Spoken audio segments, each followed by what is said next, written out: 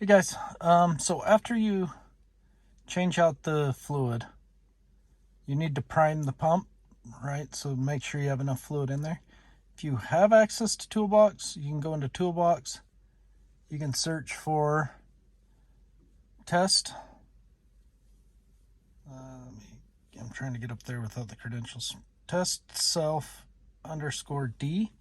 And then on the D results, you'll have one for diff, which is the front drive unit, and then you'll have dir, which is the rear drive unit. And then you can do this one right here, the pump low pressure test.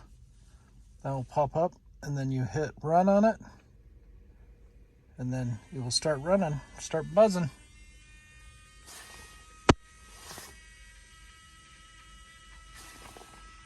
If I close the door, it's not quite as...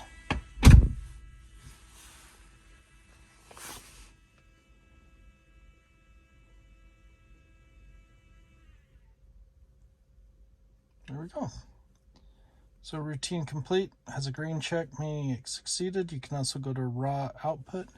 Instead of raw output, you can go to the results under metrics. You can see there's 6 keys. You'll see the low pressure, first key, pass.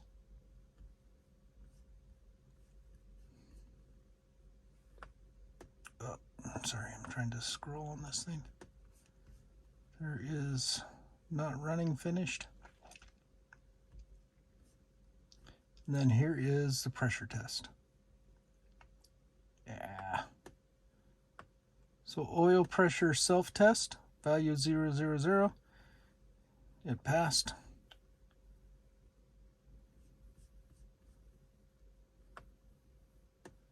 There you go. So that's saying that it finished. So I would do the same thing with the low pressure test of your front motor. Hit run on that one.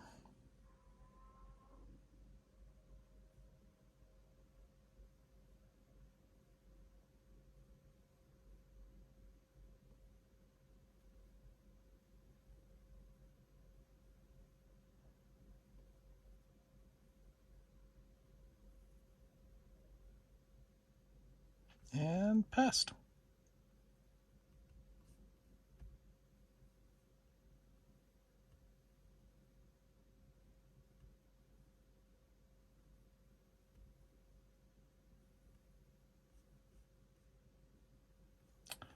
So that way you know you put enough in. If you didn't put enough in, it would give you a, failed to do the pressure test.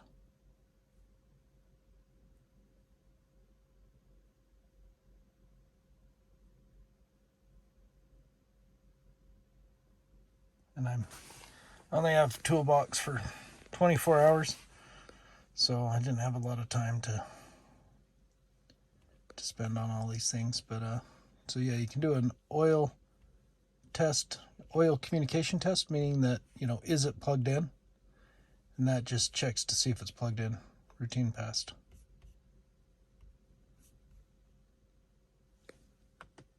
And I don't know why the other one gives you the box that it passed, and this one just gives you the check mark like it's just ran. It just says routine completed. It would be nice if it actually said, passed or failed, but it's got a green check, so I guess that's good. And there's a new one that we just ran. Once again, oil test pass. So one thing I did learn on getting Toolbox installed, because mine, you can see the cable, it's kind of hard to see. I don't know that I can really turn the ambient lights up that much more to get that much better of a view, but if you look down there, that's where it plugs in. It plugs in right there. And it's a 4-pin, it's orange stripe, green stripe is the pinning on it.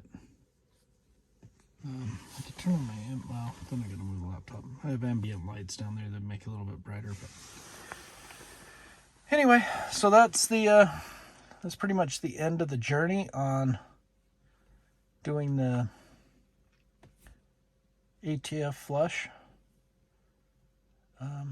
And I don't know. I should send the fluid in, find out for sure if it was needed or not.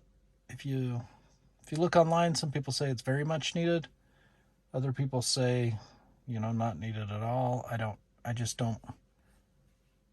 In a regular transmission, that fluid goes bad over time. And yeah, in this one, it doesn't get as hot because it doesn't have an internal combustion motor attached to it.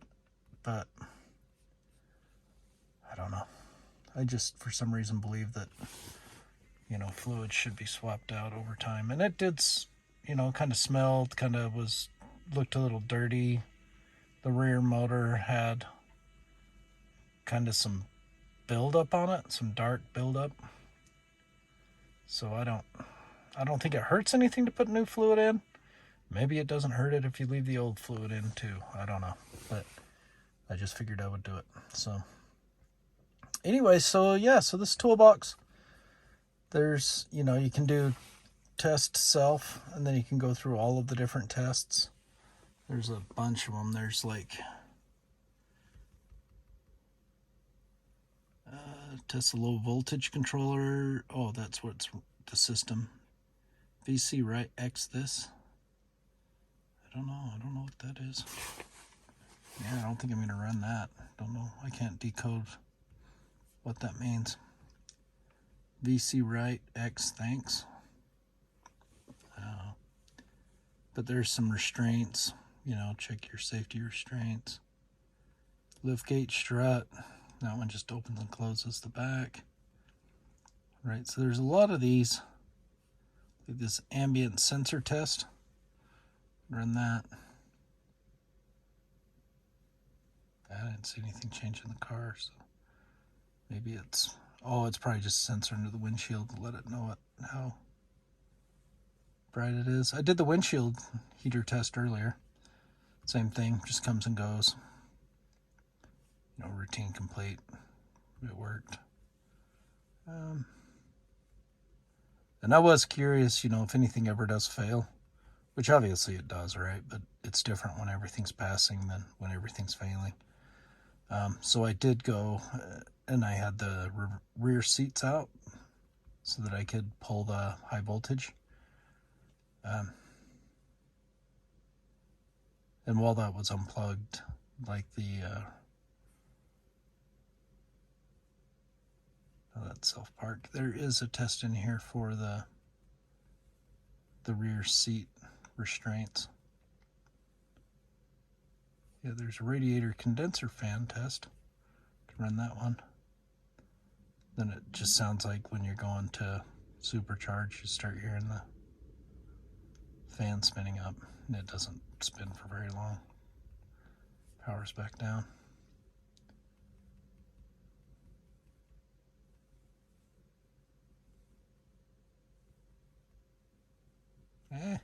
Left front, I can give myself a ride. Seat, no lumbar. Oh, I don't have lumbar in my chair.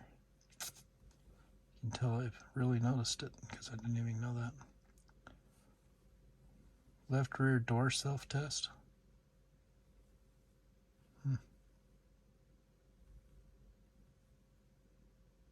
Yeah, there you go. Rear defrost connection test. I mean, all this is going to pass. The car's in great shape. I want to keep this car for a very long time. Footwell light connectivity. There we go. Let's test some footwell lights, baby. Yeah, passed. I didn't see them flicker, but I was looking at the screen too.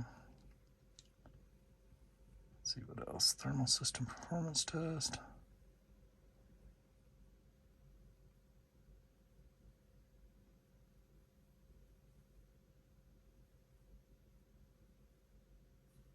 Check the heat pad, head pad. What the heck is that?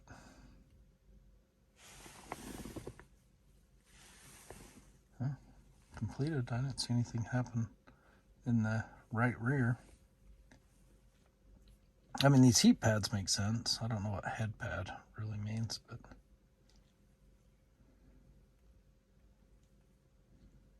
I did the charge port one earlier. Door will just open and close. So charge, state of charge monitoring threshold. I wonder what that does. State of charge, set state of charge threshold.